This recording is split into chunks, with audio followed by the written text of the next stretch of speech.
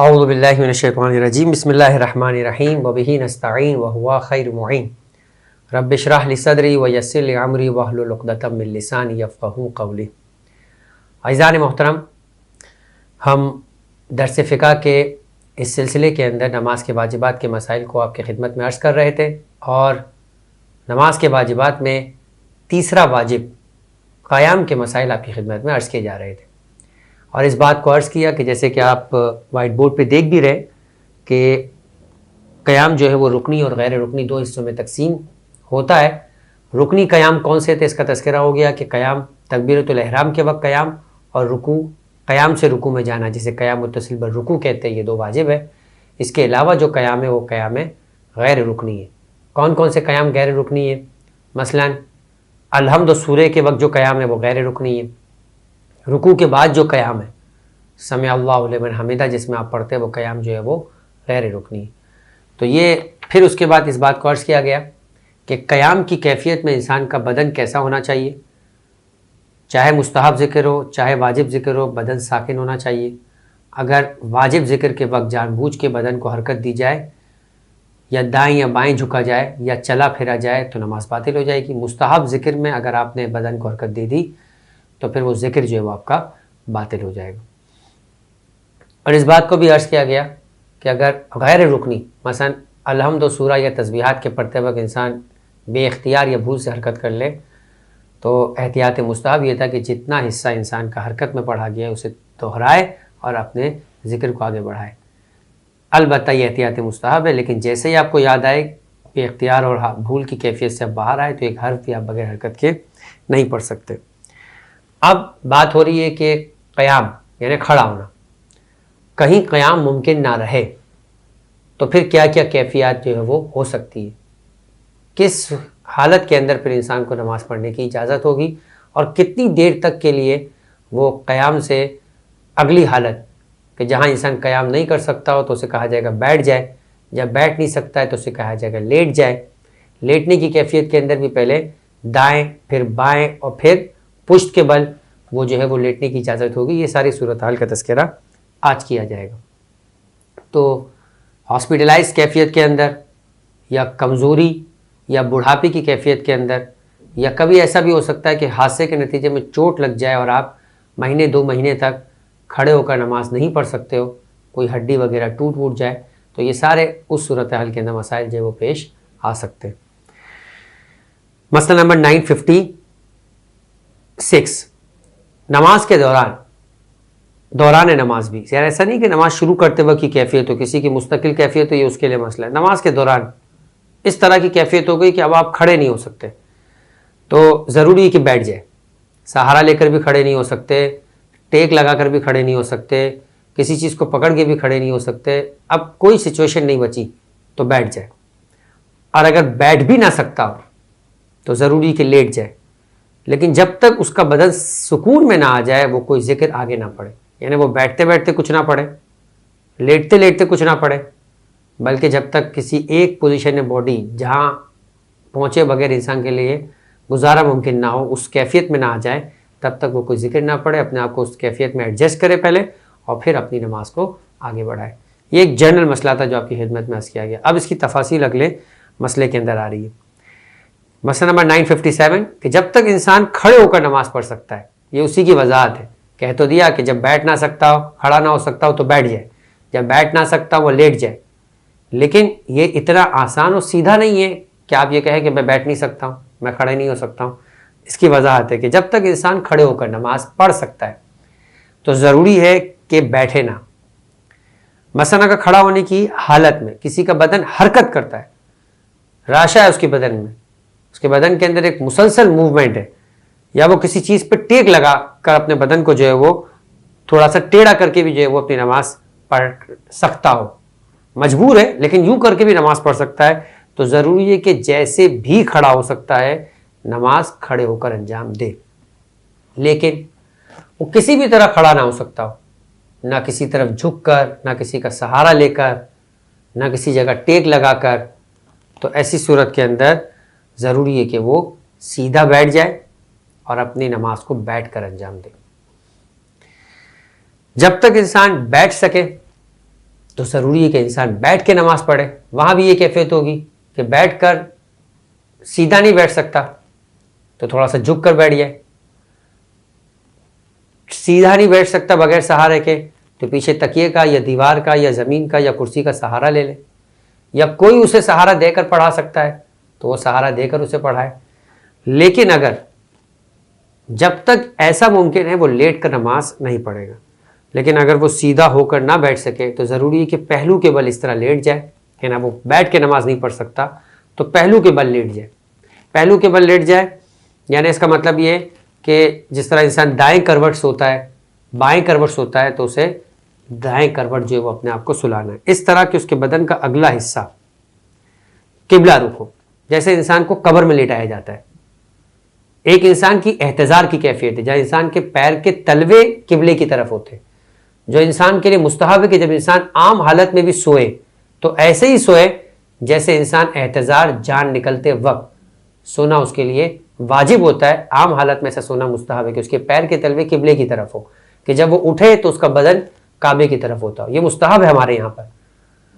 اور یہاں پہ لوگ بہت زیادہ جو ہے وہ شک و شبے میں ہوتے ہیں, لوگ سوال کرتے ہیں کہ قبلے کی طرف ہمارے پیر جا رہے ہیں. یہ مستحب ہے کہ عام حالت میں انسان سوتے وقت اس کے پیر قبلے کی طرف یوں ہو کہ جب وہ بیٹھے تو سیدھا کعبے کی طرف اس کا منہ ہوتا ہو.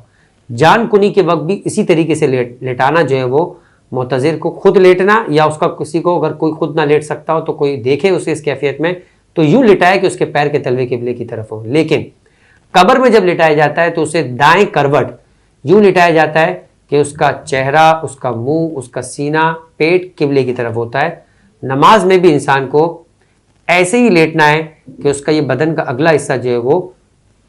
قبلے کی طرف ہو. تو یہ کروٹ لیٹنے کی صورت میں ہی ہوگا. اور احتیاط لازم کی بنا پر ضروری کہ جب تک وہ دائیں پہلو پہ لیٹ سکتا ہے تب تک وہ بائیں پہ نہ لیٹے, اور اگر دائیں نہیں ممکن ہو تو بائیں پہلو پہ لیٹے, اور اگر بائیں پہلو پہ ممکن نہ ہو تو پھر ایسی صورت میں اسے کمر کے بل,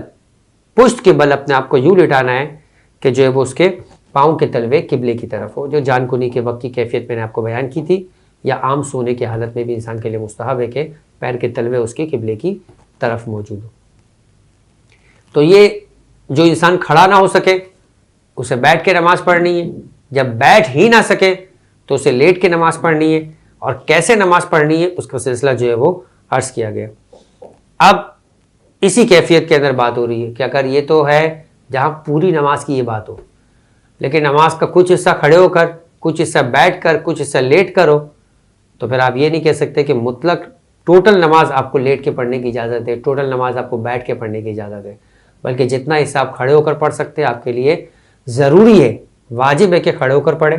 جہاں کھڑے ہو کر پڑھنا ممکن نہ ہو وہاں بیٹھ کر پڑھیں, اور جہاں بیٹھے بیٹھے آپ کی کیفیت یہ ہو جائے کہ آپ لیٹنا پڑے گا تو لیٹ کر جو ہے وہ نماز پڑھیں. مسئلہ نمبر 959, جو شخص بیٹھ کے نماز پڑھ رہا ہو اگر وہ الحمد اور سورہ پڑھنے کے بعد کھڑا ہو جائے گا. اب تھوڑا سا ٹویسٹ ہے مسئلے میں کہ پہلے وہ کھڑا ہو سکتا تھا تو کھڑے ہو کر شروع کرے گا, الحمد پڑھنے کے بعد کیفیت بگڑ رہی ہے, بیٹھ جائے گا, سورہ پڑھے گا. لیکن اگر نماز ہی شروع سے اس کو بیٹھ کر پڑھنی ہے اور بیٹھے بیٹھے نماز پڑھتے پڑھتے اس کو ایسا لگا کہ اب مجھے اتنا آرام مل گیا ہے کہ میں کھڑے ہو کر رکوع کر سکتا ہوں, تو پھر اسے کھڑا ہو جانا ہے اور قیام متصل بر رکوع یعنی قیام سے رکوع کی کیفیت میں آنا ہے, رکوع کرنا ہے, اور رکوع کرنے کے بعد کھڑے ہو کر اب تو سجدے ویسے ہی بیٹھ کر اسے انجام دینا ہے. تو جہاں اس کے لیے ہمت اور انرجی پیدا ہو جاتی ہے, سہولت مل جاتی ہے کہ وہ کھڑے ہو سکتا ہے, تو وہ چاہے تھوڑی دیر کے لیے کھڑا ہونا ہو اسے وہ اویل کرنا ہے. جو شخص بیٹھ کے نماز پڑھ رہا ہو اگر وہ الحمد اور سورہ پڑھنے کے بعد کھڑا ہو سکے اور رکوع کھڑا ہو کر بجا لا سکے تو ضروری کہ کھڑا ہو جائے اور قیام کی حالت سے رکوع میں جائے. اگر ایسا نہ کر سکے تو ضروری ہے کہ پھر رکوع بھی بیٹھ کر بجا لائے, یعنی وہ کھڑا ہو سکتا ہے اور کھڑا ہو کر رکوع کر سکتا ہے تو یہ کرنا ہے. لیکن اگر وہ نہیں کر سکتا ہے, اسے رکوع بھی جھک کر ہی انجام دینا ہے, وہ کھڑا ہو ہی نہیں سکتا, تو پھر ٹھیک ہے اپنے رکوع کے مرحلے کو اور اگلے مرحلے کو بھی ایسے ہی انجام دے گا. یہی مسئلہ لیٹے ہوئے شخص کے لیے پیش آ جائے کہ لیٹا ہوا ہے اب وہ بیٹھ کے نماز پڑھ سکتا ہے. تو مسئلہ نمبر 960 یہی ہے کہ جو شخص لیٹ کر نماز پڑھ رہا ہو اگر وہ نماز کے دوران اس قابل ہو جاتا ہے کہ بیٹھ سکے تو ضروری ہے کہ نماز کی جتنی مقدار ممکن ہو بیٹھ کر پڑھے. البتہ وہی ہے کہ لیٹنے سے لے کر بیٹھنے تک جب تک بدن سکون میں نہیں آئے گا وہ کوئی ذکر نہیں پڑے گا. اور اگر وہ بیٹھنے کے بعد پہلی رکعت 4 رکعت نماز سے لیٹ کے پڑھی، دوسری رکعت میں بیٹھ سکتا تھا، تیسری رکعت میں کھڑے ہو سکتا تھا، تو پھر ضروری ہے کہ جتنی مقدار کھڑے ہو کر پڑھ سکتا ہے کھڑے ہو کر پڑھے. لیکن جب تک بدن سکون میں نہ آ جائے تب تک کوئی واجب ذکر جو ہے وہ نہ پڑھے.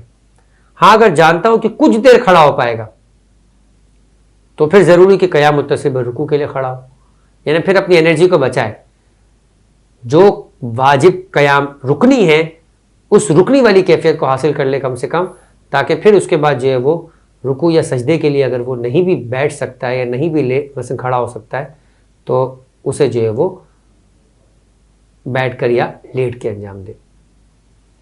961 جو شخص بیٹھ کے نماز پڑھ رہا ہو اگر نماز کے دوران اس قابل ہو جائے کہ وہ کھڑا ہو سکتا ہے تو ضروری ہے کہ جتنی نماز کی مقدار کھڑے ہو کر پڑھنا ممکن ہو جب تک بدن سکون میں نہ آ جائے کوئی واجب ذکر نہ پڑھے. ہاں اگر جانتا ہو کہ کچھ دیر کھڑا ہو پائے گا تو ضروری کہ قیام متصل رکوع کے لیے کھڑے ہو جائے. یعنی یہ لیٹنے والے کے لیے پہلا والا مسئلہ تھا کہ لیٹنے والا مسئلہ کا قیام متصل رکوع جتنا کھڑا ہو سکتا ہے تو کھڑے ہو کر اس کو حاصل کرے. بیٹھنے والا شخص بھی اگر کھڑا ہو سکتا ہے تو وہ کم سے کم قیام متصل رکوع جو قیام کی کیفیت ہے، کیونکہ جو بات ہو رہی ہے کھڑے ہونے کی، تو کھڑے ہونے والی کیفیت میں جو واجب رکنی ہے اس کو نہیں بھولنا ہے. واجب رکنی تکبیرۃ الاحرام، یعنی اگر آپ تکبیر صرف کھڑے ہو کر پڑھ سکتے تو آپ کو تکبیر کھڑے ہو کر ہی پڑھنی ہے. پھر آپ چاہے الحمد سورہ کے وقت بیٹھ جائے. پھر آپ کو لگتا ہے کہ آپ کھڑے ہو سکتے ہیں تو قیام متصل رکوع جو اس قیام کا دوسرا رکنی کی دوسری فہرست ہے، قیام متصل رکوع، اس کو اویل کرنا ہے، چاہے پھر آپ رکوع کے لیے بیٹھ جاتے ہو. تو یہ قیام سے متعلق چونکہ مسائل ہیں تو جو رکنی والا قیام ہے اس کو اویل کر سکتے ہیں تو اسے جان بوجھ کے چھوڑنے کی اجازت نہیں. 962 یہ مسئلہ روزے میں بھی آتا ہے کہ اگر انسان کو خوف ہو کہ وہ روزہ رکھے گا تو ایسی صورت کے اندر بیمار ہو جائے گا، اور یہ معقول خوف ہو تو ایسی صورت کے اندر اسے روزہ چھوڑنے کی اجازت ہے. اسی طریقے سے اگر کسی کو خوف ہو کہ میں نے کھڑے ہونے کی کوشش کی چاہے سہارا لے کر، میرا مرض بڑھ جائے گا، میں اتنی تکلیف میں مبتلا ہو جاؤں گا جسے برداشت نہیں کر پاؤں گا، تو اس رسک کو لینے کی ضرورت نہیں ہے. وہ بیٹھ کر نماز پڑھے یا بیٹھ بھی نہ سکتا ہو تو لیٹ کے نماز پڑھے. دین جو ہے وہ انسان کو اس طرح کی کسی مشکل میں اپنے آپ کو مبتلا کرنے کی اجازت نہیں دیتا یا نہیں اس کو پسند کرتا کہ جس کے بعد انسان کے لیے حرجی کیفیت پیدا ہو جائے. تو دین اسلام ان معاملات کے اندر انسان کی لازمی ضروریات کا خیال رکھتا ہے، بلکہ بقیہ لوگوں کو بھی اس سلسلے کے اندر یہی مشورہ دیتا ہے اور یہی ان کو نصیحت کرتا ہے کہ کسی انسان کے لیے کوئی ایسی صورتحال نہ لے کر آئے کہ جس کی وجہ سے دین جو ہے اس کے اوپر یہ حرف آ جائے کہ وہ انسان کو اس طرح کی مشکل میں ڈالتا ہے کہ جس کے بعد انسان جو ہے وہ لاچار یا مجبور ہو جایا کرتا ہے. تو اس طرح کی دین سچویشن میں وہ نہیں لایا کرتا. حتیٰ کہ امام پنجم امام محمد باقر علیہ السلام کی ایک روایت بھی کہ ایک شخص غسل نہیں کر سکتا تھا اور لوگوں نے اس کو کہا کہ غسل کے بغیر کوئی چارہ نہیں ہے اور اسے غسل کروا دیا. اب چاہے وہ ٹھنڈے پانی سے غسل تھا کہ جس کے بعد اس کی موت ہو گئی، تو فرمایا کہ یہ لوگ جنہوں نے اس انداز سے ایک شخص کو غسل کروایا ہے یہ اس کی موت کے ذمہ دار ہے. تو دین اس طرح کی جو ہے وہ تکلیف اور اس طرح کی مشقت کے جس کے اندر ایک انسان حرجی کیفیت میں چلا جاتا ہے یا پریشان ہو سکتا ہے وہاں سہولت پیدا کرنے کا قائل ہے. 962 کہ اگر کسی ایسے شخص کو جو کھڑا ہو سکتا ہے یہ خوف ہو کہ کھڑا ہونے کی وجہ سے بیمار ہو جائے گا یا اسے کوئی تکلیف ہو جائے گی تو بیٹھ کے نماز پڑھ سکتا ہے، اور اگر بیٹھنے سے بھی تکلیف کا ڈر ہو تو لیٹ کر جو ہے وہ نماز پڑھ سکتا ہے. 963 اگر انسان آخر وقت تک، اب یہ مسئلہ ہے کہ یہ جو کیفیت ہے کبھی تو انسان کی مستقل کیفیت ایج کی وجہ سے ہو جاتی ہے یا ایسا بیمار ہے کہ معلوم ہے کہ مہینے 2 مہینے تک ٹھیک ہی نہیں ہونے والا ہے. کبھی یہ کیفیت ٹیمپروری ہوتی ہے، ایسی ٹیمپروری یا وقتی ہوتی ہے کہ اگر ظہر عصر کا وقت 12:30 شروع ہوتا ہے 5:45 تک قضا ہوتا ہے، آپ کے پاس اچھا خاصا طویل وقت ہے 5-6 گھنٹے کا، تو اگر آپ 2-3 گھنٹے آرام کر لیں گے تو بعد میں یہ سچویشن آپ کی درست ہو جائے گی. دوائی کھا لیں گے تو آپ جو ہے وہ اس قابل ہو جائیں گے کہ اپنی نماز پڑھ سکتے ہیں. تو کیا ایسی صورت کے اندر اول وقت کھڑے ہونے والے شخص کو بیٹھ کر یا بیٹھنے والے شخص کو لیٹ کے نماز پڑھنے کی اجازت ہے یا نہیں؟ یہ اہم مسئلہ ہے. اگر انسان آخر وقت تک کھڑے ہو کر نماز کی ادائیگی سے مایوس نہ ہو، یعنی ایسا نہیں ہو کہ نماز قضا ہونے تک بھی وہ کھڑے نہیں ہو سکے گا، بلکہ کھڑا ہونے کا امکان ہے تو اول وقت میں نماز پڑھ لے اور آخر وقت میں کھڑا ہونے پہ قادر ہو جائے، یعنی پھر بھی اس نے اول وقت میں نماز پڑھ لی، بیٹھ کر نماز پڑھ لی، تو کہہ رہے ہیں کہ اگر قضا ہونے سے پہلے پہلے وہ کھڑے ہونے کے قابل ہو جائے تو ضروری ہے کہ دوبارہ نماز پڑھے، لیکن اگر کھڑا ہو کر نماز پڑھنے سے مایوس ہو اور اول وقت میں نماز پڑھ لے اور اس کے بعد وہ جو ہے وہ کھڑے ہونے کے قابل ہو جائے، اس پر اس کی کیفیت بہتر ہو جائے، دوائی اثر کر جائے، کوئی ایکسرسائز اثر کر جائے، کوئی فزیوتھراپی اثر کر جائے جہاں ہو جاتا ہے، تو اس صورت کے اندر ضروری نہیں کہ دوبارہ نماز پڑھے۔ تو باٹم لائن یہ ہے کہ نماز کی ابتدا میں آخر وقت تک مایوس ہے یا نہیں؟ اگر مایوس نہیں ہے، صحیح ہو سکتا ہے، اس کی سچویشن ہے ایسی، تو اسے انتظار کرنا ہے۔ اگر اول وقت پڑھ لیتا ہے اور سچویشن بہتر ہو جاتی ہے تو پھر کھڑے ہو کے دوبارہ نماز پڑھنی، لیکن اگر سچویشن بہتر نہیں ہوتی تو اس کی نماز کافی ہو جائے گی۔ لیکن اگر اول وقت سے ہی مایوس ہے اور نماز پڑھ لی اس نے اول وقت، بعد میں کسی وجہ سے اس کی صورتحال بہتر ہو جاتی ہے، تو کہہ رہے ہیں کہ اب دوبارہ نماز پڑھنے کی ضرورت نہیں ہے۔ تو دیکھنا یہ ہے کہ شروع کے وقت میں اس کا تکلیف اور اس کی کیفیت کیسی ہے، اس کا اندازہ کیا کہتا ہے، مایوس ہے یا نہیں۔ اگر مایوس ہے تو نماز پڑھ لے، دوبارہ واپس نماز پڑھنے کی ضرورت نہیں ہے، اور اگر مایوس نہیں ہے تو انتظار کرے۔ اگر پڑھ لی نماز تو پھر اگر آخر وقت سے پہلے وہ درست ہو جاتا ہے، حالت اس کی بہتر ہو جاتی ہے، تو پھر نماز کو تکرار کرنا ہوگی۔ آخری مسئلہ جس کے بعد نماز کے قیام کے مسائل مکمل ہو جائیں گے اور ہمارے درس کا سلسلہ بھی آج اپنے اختتام کو پہنچ جائے گا۔ اگلے درس میں انشاءاللہ قرات کے مسائل آپ کی خدمت میں عرض کیے جائیں گے کہ الحمد و سورہ، تسبیحات اربعہ اور یہ سارے جو چیزیں ہیں یہ کیسے پڑھنی چاہیے، عربی کیسی ہونی چاہیے، مخارج کا کتنا خیال رکھنا ہے، قواعد کا کتنا خیال رکھنا ہے، اور اسی طریقے سے اگر کوئی شخص ان چیزوں کا خیال نہیں رکھ سکتا ہے تو اس کے لیے پھر کیا مسائل جو ہے وہ ہو سکتے ہیں۔ آج کی حد تک آخری مسئلہ کہ قیام کے مستحبات کیا ہے، اس کا عنوان ہے مستحبات قیام۔ 964 مستحب ہے کہ قیام کی حالت میں جسم سیدھا رکھے۔ جیسے کہا تھا کہ اپنے پیروں کا دونوں پاؤں پر یکساں بوجھ رکھنا ضروری نہیں ہے، وہ جھکا ہوا نہ ہو مگر بوجھ رکھنا ضروری نہیں، لیکن مستحب یہ ہے کہ اپنے بدن کا بوجھ دونوں پاؤں کے اوپر برابر رکھے، جسم سیدھا رکھے، کندھوں کو نیچے کی طرف ڈھیلا چھوڑ دے۔ وخفض جناحک، یہ والدین کے سلسلے میں بھی عرض کیا گیا کہ اپنے والدین کے سامنے یوں کھڑے رہو کہ تمہارے کندھے جھکے ہوئے ہو۔ یہ غلام کی کیفیت آقا کے سامنے ہوتی ہے، آپ خدا کے سامنے ہیں، خشوع و خضوع کے ساتھ رہنا آپ کے لیے یہ مستحب ہے۔ ہر وہ کام جو خشوع و خضوع میں رکاوٹ بنتا ہے وہ مکروہ ہے،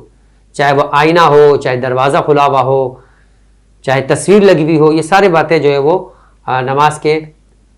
مستحبات و مکروہات میں تذکرہ کی جاتی ہے۔ تو قیام کے وقت میں انسان کے لیے مستحب یہ ہے کہ کندھوں کو نیچے ڈھیلا کی طرف چھوڑ دے، یعنی غلام کی کیفیت میں ہو، ہاتھوں کو رانوں پہ رکھے، دائیں بائیں نہ، انگلیوں کو باہم ملا کر رکھے، نگاہ سجدگاہ کی طرف مرکوز ہو، سجدگاہ کی طرف دیکھے، دائیں بائیں کہیں اور سامنے نہ دیکھے، آسمان کی طرف نہ دیکھے، بدن کا بوجھ دونوں پاؤں پہ یکساں ڈالے، خشوع کے ساتھ کھڑا ہو، یعنی کیفیت انسان کی ایسی ہو کہ اس کا چہرہ، اس کی باڈی بتا رہی ہو کہ وہ پروردگار کے سامنے اپنے آپ کو ذلیل اور عبد اور بندگی کی کیفیت کے اندر موجود ہے۔ پاؤں آگے پیچھے نہ رکھے، یعنی پاؤں برابر بھی ہو، ٹھیک ہے، بوجھ کے اعتبار سے اور لینتھ کے اعتبار سے بھی بالکل برابر ہو، آگے پیچھے نہ ہو۔ اگر مرد ہو تو پاؤں کے درمیان 3 پھیلی ہوئی انگلیوں سے لے کر 1 بالش انگلی تک کا فاصلہ ہو۔ خاتون ہو تو دونوں پاؤں ملا کر رکھے، یہ مستحب ہے۔ تو مستحبات قیام ایک اور مرتبہ سن لے کہ جسم آپ کا سیدھا ہو، دونوں پاؤں پہ یکساں بوجھ ہو، پیر آگے پیچھے نہ ہو، کندھے جھکے ہوئے ہو، خشوع و خضوع کے ساتھ ہاتھوں کی انگلیوں کو باہم ملائے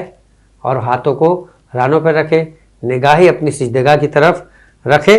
اور مرد ہو تو 3 پھیلی ہوئی انگلی سے لے کر 1 بالش تک کا فاصلہ ہو، اس سے زیادہ فاصلہ اتنا نہ ہو کہ پیر کھول کے یوں کھڑے ہو جائے کہ لوگ کہیں کہ کھڑے نہ ہو تو نماز باطل ہے۔ خاتون ہو تو دونوں پیر ملے ہوئے ہو۔ اس کے ساتھ قیام کے مسائل مکمل ہوتے ہیں۔ وآخر دعوانا ان الحمد للہ رب العالمین وما علینا الا البلاغ۔